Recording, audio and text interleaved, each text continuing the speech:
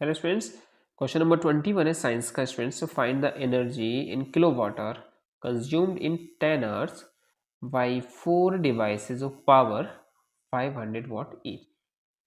तो ये हमारा जो किलोवाट आवर बताना है, 10 आवर का मतलब ये टाइम हो गया हमारा, एंड 500 वाट ये पावर की वैल्यू हो गई। तो हमने बताया था कि किलोवाट आवर में करना है, तो कितना हो गया, एनर्जी का फॉर्मूला होता है power into time. So power कितना ही है हमारी, ये जो 500 वाट है, एनर्जी बतानी है हमें, तो एनर्जी का पावर इनटू टाइम, तो 4 इंटू, क्योंकि 4 डिवाइसेस हैं तो पहले हम इसको किस में चेंज कर लेंगे। ठीक है, तरीका होता है करने का, या तो आप स्टार्टिंग में ही जो पावर गिवन है वो कितनी है 500 वाट, इसको हम किस में चेंज कर दें, किलो वाट में। तो 500 को किससे डिवाइड करेंगे, 1000 से, राइट, ये किलो वाट हो जाएगा। और फिर 4 डिवाइसेस हैं, इसका मतलब ये तो हो गया हमारा 1/2, और 1/2 को जब हम 4 डिवाइस की बात करेंगे तो 4 से मल्टीप्लाई करेंगे तो कितना हो जाएगा 2। मीनिंग जो हमारी पावर आ गई 4 डिवाइसेस की वो कितनी आ गई, 2 किलोवाट, राइट। और जो कितने आवर के लिए है, 10 आवर्स के लिए। तो हम जो एनर्जी फाइंड करेंगे तो एनर्जी का फॉर्मूला क्या हो जाएगा, P इंटू टी। तो P कितना है हमारे पास 2, T कितना है 10, कितना आंसर आ जाएगा 20 किलोवाट आवर आपका आंसर आ जाएगा, ये आ गया, राइट।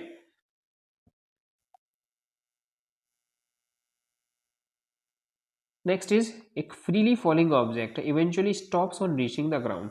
ग्राउंड पर जाने के बाद वो रुक जाता है, what happens to its kinetic energy. इसकी जो काइनेटिक एनर्जी होती है उसमें क्या होता है, एक free falling object eventually stop on reaching the ground since on striking the ground its kinetic energy transmits to the ground. जो इसकी काइनेटिक एनर्जी है वो किस में ट्रांसमिट हो जाती है, ग्राउंड में चले जाती है।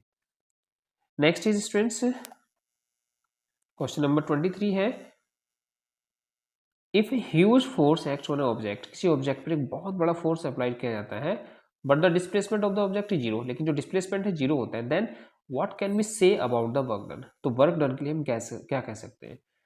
तो आंसर है students, work done on the body. Body पर जो वर्क डन लगाया गया है defined as the force applied on the body producing a net displacement of the body. जो नेट डिस्प्लेसमेंट होता है उस पर डिपेंड करता है। इसमें हमने फॉर्मूला पढ़ा है, work done is equals to force into displacement. तो if the application of force produces no displacement the work done on the body is zero. अगर कोई भी डिस्प्लेसमेंट नहीं होता है तो वर्क डन क्या कहलाता है, जीरो होगा। मतलब डिस्प्लेसमेंट अगर कोई भी नहीं हो रहा तो इसका मतलब डी जीरो हो जाएगा। और हमने फॉर्मूला पढ़ा है W equals to F into D. तो एफ इंटू डी का मतलब क्या होगा, डी जीरो है तो वर्क डन भी आपका जीरो हो जाएगा, इसलिए वर्क डन भी हमारा जीरो होगा। नेक्स्ट इंपॉर्टेंट है students, potential energy and kinetic energy में डिफरेंशिएट क्या होता है। Potential energy due to rest and kinetic energy due to motion. तो फर्स्ट यही होगा, it is energy possess by the body on the virtue of its position, position की जो वजह से होता है, एंड इसमें virtue of its motion. Potential energy का फॉर्मूला होता है mgh और काइनेटिक एनर्जी का होता है हाफ mv²। यहाँ पर m मास होता है, g एक्सीलरेशन और h हाइट होती है, इसमें m मास और v velocity. For example potential energy water stored in an upper head tank, जो अपर हेड टैंक में वाटर एनर्जी होती है, मतलब जो वाटर स्टोर्ड होता है उसमें पोटेंशियल एनर्जी होती है, और ये मूविंग कार की हो जाती है।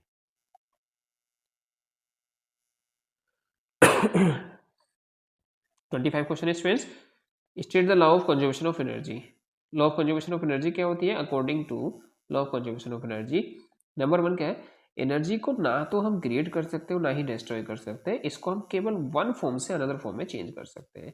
That is energy can neither be created nor be destroyed, it can only be changed from one form to another. And the second, energy of the universe, पूरे universe की जो एनर्जी है वो constant होती है।